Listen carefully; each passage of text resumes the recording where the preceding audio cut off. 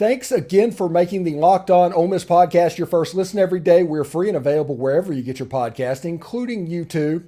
We're part of the Locked On Podcast Network, your team every day, and more importantly, Ole Miss every day, because that's kind of our mantra as well. I am here with a very special guest. Walker Jones of the Grove Collective is nice enough to spend a little bit of moments with us while he's down at the Manning Passing Academy. How are you doing, Walker? I'm doing good. This is a good break to get out of the South Louisiana heat down in Thibodaux, which is oppressive to say the least. But it's good to be down there. We got my oldest son down here as a camper. I've been coming to this for years, so it's a great event. You know, with some good Rebels and Archie and Eli, and we're doing good and just enjoying being here. It's like the 27th year or something like that of the Manning Passing Academy.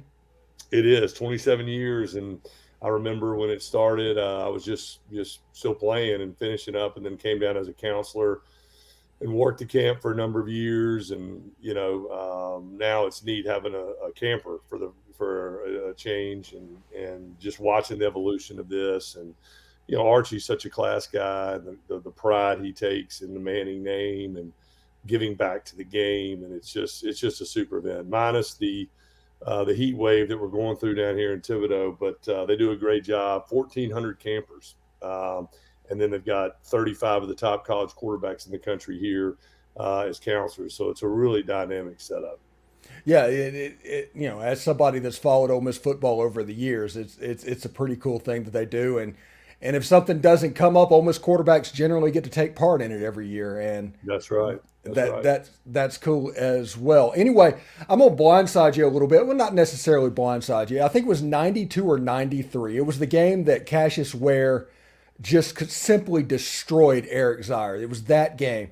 And I took away football prospect tickets, and I wasn't a prospect, but if you're a high school player and they'd give you tickets, you'd go up there. And it happened to be a game that Peyton Manning was either visiting or something like that in Oxford. And I believe you were there as well. And I just remember all the people, like just a mass of people following Peyton around that day. What was that like? Yeah, that was interesting. I remember that game very well. It was a night game, involved Hemingway Stadium, and that defense was just electric. And it was so much fun to sit there. And those were, I was lucky enough. My father played at Ole Miss, with Archie, and growing up an Ole Miss fan, growing up in the Grove. But I remember certain games more than others, and that was one of the ones where I remember sitting there going, like, it'd be a dream come true to be able to play in this stadium, for this university. And Peyton, Cooper was coming to Ole Miss as a freshman, his older brother, and I firmly believe to this day that if Cooper had not been injured, Peyton would have been at Ole Miss. The love to be able to play with his brother like he did at Newman in high school. But that didn't happen. And obviously Peyton made a great choice going to Tennessee and served him well. And, but it was interesting going through that whole recruiting process with him and the pressure that was on him being, the quarterback of, the favorite son in Archie Manning. So it was interesting, but I also felt for Peyton too, because there was so much of a burden on him and what he was going to do. But, just like any Manning, he handled it with class, and, we all moved on. Yeah, exactly. Okay, we'll talk about the Grove Collective now that my personal curiosity has been met. So whenever the whole situation, whatever happened in the fall, we're not going to relitigate it, but the Ole Miss fan base really stepped up with the Grove Collective in the fall to the point where you were seeing numbers put out by the collective like $5 million, $6 million, all the way up. I think the latest one was a newspaper article at $10 million. Do we have an update on that status now that it's kind of calmed down a little bit? Yeah, look, you said it, Stephen, our fans answered the call. And, I give so much credit to the trust and the commitment that they had in an area that really was undefined and still is to a large degree. And, it was a leap of faith, and it took me a little while to kind of get my bearings around it and to educate myself when I first got the calls from, Keith and Coach Kiffin and others. And, I needed to learn about it, and I needed to feel comfortable being able to go ask people for their hard-earned income, knowing that most of them were already giving heartily to the school for tickets and capital campaigns and those things. So, our fans really believed in us. They believed in the mission. I think we were smart by trying to put together a real plan and vision for the collective and run it like a real business. And, that was really evident by the people joining and signing up for it. And, we had a goal within 12 months to get to $10 million. And in less than 12 months, in a year goal, in roughly 9 to 10 months time, we blew past the $10 million mark. And so, really proud that we were able to get that ambitious goal. And again, I didn't really know if 10 million was the right number. I didn't know if 10 million would be enough, too much, perfect. It sounded like a good number to me. I had a little bit of intel from some of the other schools of where they were. And I think Ole Miss fans love a challenge. And just like the Jello Shot Challenge out in Omaha last year, it doesn't matter how small it may be or insignificant to them, they love a challenge. And so we wanted to throw that out there. And within, 10 months time, less than a year, we were able to blow through that $10 million mark. Yeah, and you should know, by the way, the Locked On hosts around the SEC, obviously most people have a relationship with their collective, or at least they talk back and forth. And I've heard from 3 separate hosts putting you up and the Grove Collective up as an example that other schools in the conference are trying to hit. And I think that's pretty cool. I always talk about like the Grove Collective. You only hear about them, it seems like, when they're leading on an issue, like when you went up to Washington. And honestly, I may be speaking out of turn and for other Rebel fans, but you're doing a heck of a job, man. Well, look, I appreciate it, Stephen. But again, look, I love our school. Our school gave me so much personally, a chance to play college football, a dream to come true for me. Met my wife there. And, it's giving me a career in sports, which is what I wanted to do at Under Armour and then at CAA and now in the individual businesses I've involved in. So it's given me so much. And if this is a way that I can give back and do some good, I'm all for it. And, really, when you think about, the challenge, my whole thing was, look, we always, when we're our best, we get everybody on the same page and we get everybody behind the same mission, and we make $1 spend like 3. We punch way above our weight, and we are a small but a very mighty fan base. And, that was really my goal, was to try to harness all that energy and us to really think about the little things and think about, how we can outmaneuver other collectives and other universities. And part of that was being really progressive and creative in partnerships, in fundraising with our athletes, kind of my brain of being at Under Armour all those years and being an agent of how we, when I was at Under Armour, we were having to fight Nike and Adidas all the time, much more bigger brands than we were. And we were the challenger brand. And that's kind of like how Ole Miss is in the SEC. And so I really wanted to take that approach of being a challenger brand and try to solve problems for our athletes. And if we could do that, people would notice. And I've said this a lot, my job was not to always write the biggest check and not to always pay these athletes the most amount of money. My job was to be competitive enough to where the money wasn't the overriding factor, and then let these athletes go back and think about all the other reasons why they should choose a school. Academics, style of play, coaching staff, city of Oxford, the brand of Ole Miss, all those other things, that are factors, traditional factors to retaining and recruiting kids. And that's what I wanted them to focus on. So I wanted to close that gap and make the money competitive enough that they could focus in those other areas. And that's what we've been able to do. And, one of the things we did was we were the first collective to sign a deal with a major airline partner. Through the Wheels Up connection to Delta Airlines. The one thing I kept hearing from our athletes and our parents were, it's really hard to get to Oxford. And we spend a lot of our money on travel. And in sports like basketball and baseball, when you're coming down for multiple weekends a year, even football with 8 home games, travel is really expensive. And so we were able to strike that deal, the first collective in the country to do it. And now our athletes are able to utilize that travel credit through Delta to be able to have their family members come and enjoy these memories, these lifelong memories of them playing. And that's solving a problem for our athlete. Maya Taylor, our point guard for the women's basketball team, she would have never been able to fly her whole family to Seattle to watch her play in the Sweet 16 in the basketball tournament without her NIL and use of those travel credits. And she's now created a lifelong memory. So those were really the things, Stephen, just to really try to be a leader, a thought leader, be creative. And again, we can't be lazy. Our margin for error is really small. So everything has to matter. Every donor matters. Every cent matters. Making $1 spend like three, and that's kind of what we tried to do since day one. Well, you also do things for the fans. I think you had a cookout not too long ago that Grove Collective members could go to. What do you have planned as football season approaches? Yeah, that's really a challenge. Unlike our athletic foundation, I can't give tickets or parking, and in some cases can't give really any tax write-off. So we have to be very creative and thinking of things to bring our athletes and our fans closer together.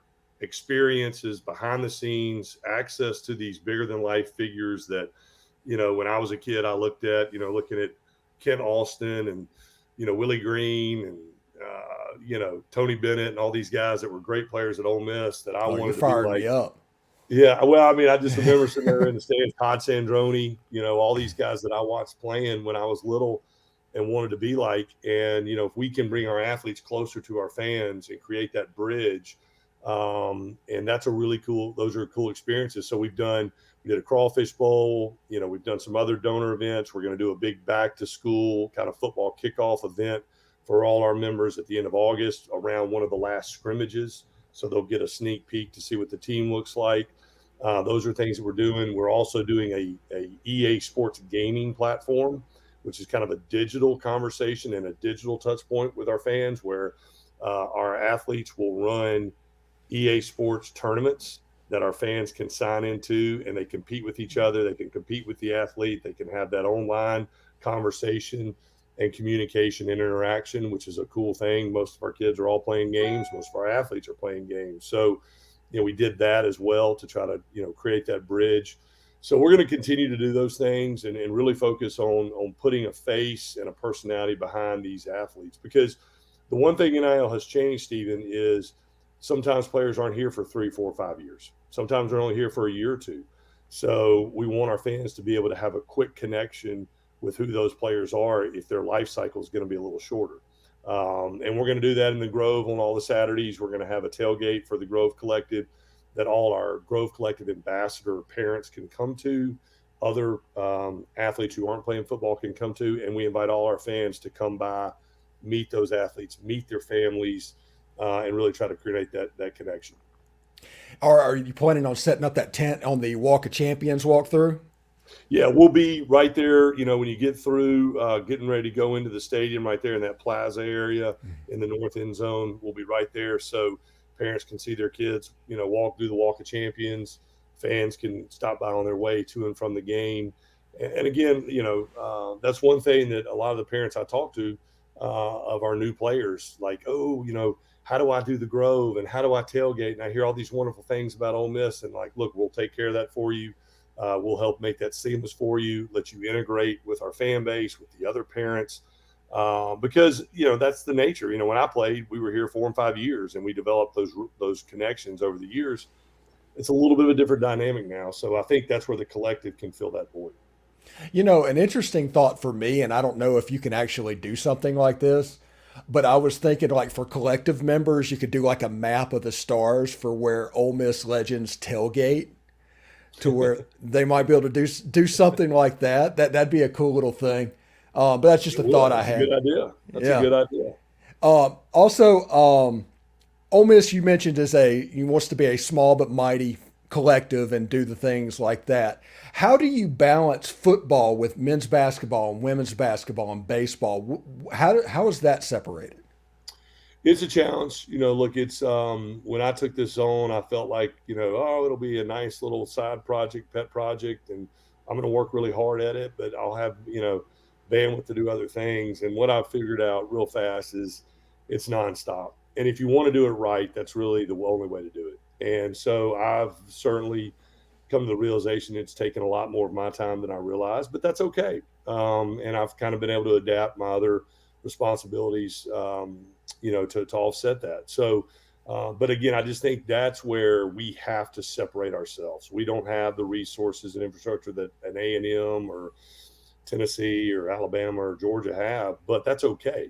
We can focus on the other little things that they maybe don't have to give ourselves an advantage. And so we spent a ton of time on that, focusing on, trying to make all those things matter. And I think one of the big things that when we relaunched this thing was we're going to be a collective for every athlete on campus. We're going to provide an opportunity for every man and woman that chooses to come to Ole Miss and wants to partake in NIL. And today our goal was to get to 100 athletes within 12 months. We're at 165 athletes in 10 months. We have one athlete from every team on campus represented, which was another goal of ours. And I think there's twofold for that, Stephen. That was really big for myself and Keith. Keith and I talked about that on day one is, we really want to sponsor and support all of our athletes. We have so many great stories to tell for our revenue, non-revenue sports, our men, our women. And I think that helps in fundraising. I think it helps us to raise money in fundraising. It also helps us with brands that want to advertise with our athletes. They want a diverse athlete population. They want to tell multiple stories. And they have different brands that need different needs. Some need female influencers, some need male influencers. And so having a diverse athlete population makes our collective more valuable to brands and for sponsorship. And then finally, I just think that's where legislation is going, is that these single focused collectives that are only doing football or only doing basketball are going to get phased out. I think there's going to be an enormous pressure for collectives going forward to support all the sports, because everybody keeps talking about Title IX and those things. And that's why we wanted to get out ahead of it, and be a collective for all 400 plus athletes we have. Well, speaking of that, you recently sat in front of Congress, if I'm not mistaken. What was that like? It was interesting. Congressmen and politicians really have an unbelievable ability to talk, to do a lot of talking and not really say a lot. And there was a little bit of that, but I do think for the most part, most of the congressional, the delegation that is involved in NIL and wants to help, they're doing it in the right manner. They care about it. I just think federal intervention and preemption is a ways off. I think that that was one of the things leaving DC is that's probably going to be a ways away. And we're probably being a little naive if we think the federal government's going to fix all this. And I really think it falls back on the Power Five commissioners, the conferences, and the NCAA to some degree. But I was hopeful in the sense that we had the right people in the room. We had coaches, we had ADs, we had athletes, we had conference commissioners, and we had collectives. So we had everybody in the room that's a stakeholder. And my point previously was they had these conversations and the collectives weren't represented. And I said, look, collectives are at the intersection of all this. We have to deal with the universities. We have to deal with the players. We have to deal with the donors. We have to deal with the brands. We have to deal with the NCAA. So we're at the ground level of all this, and we can provide real, tangible information so the really smart people can make the best decisions. And that's my goal. It's not my goal to say y'all should do this or shouldn't do this. My job, I feel at least, is to provide real information and not anecdotal information and get it to the real smart stakeholders, the conference commissioners, the NCAA, some of the congressional leadership, and so they're informed to make the best decisions going forward. And I think we accomplished that up in DC. And again, we as the Grove Collective were honored to be the only collective asked to speak on that panel. Now, we represented some other really good collectives that were in the room: Tennessee, Clemson, Georgia. We're all there as well, but we were the only ones up there that got to speak, which was really great. But again, we were doing it on behalf of some of those other groups. And so, again, to your original question about kind of being at the forefront, little Ole Miss and the Grove Collective was right up there in the middle of the conversation, providing a lot of the feedback. And I was really, really excited about that. And I think we were able to get some things, moving in the right direction. All right. Now, as anybody that's done sales know, you can't get out of the room without a call to action. What are the Grove Collective goals for right now? Yeah, that's a great call. Look, I think we got to keep going. We're getting close to 5,000 members. I need that to be 6,000. I'd love to have 6,000 members. And again, that could be people giving $20 a month, $50 a month, whatever it may be, doing a one-time donation of $1,000. really the membership reoccurring revenue model is where we are going to give ourselves sustainability.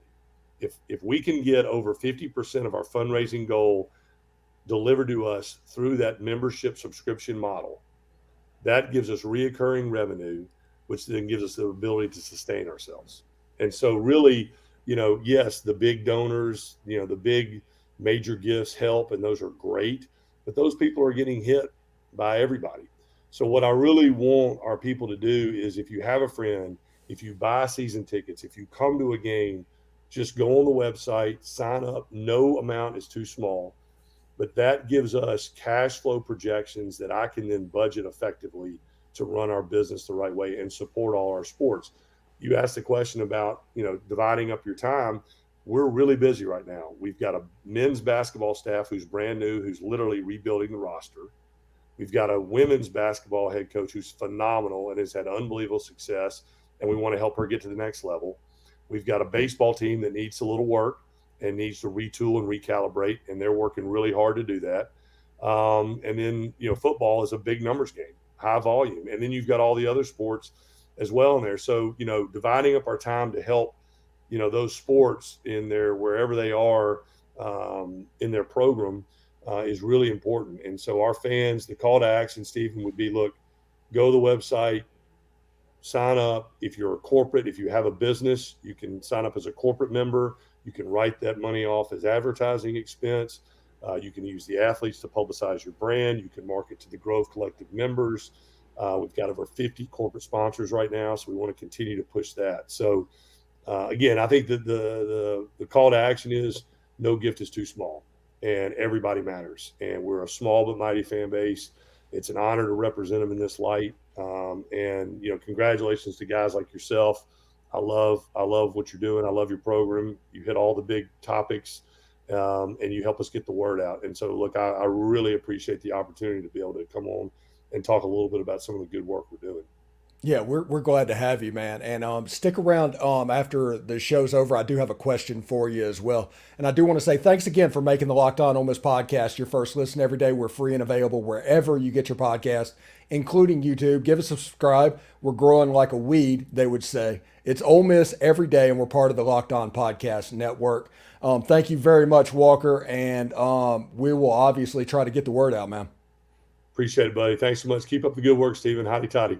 Hotty toddy.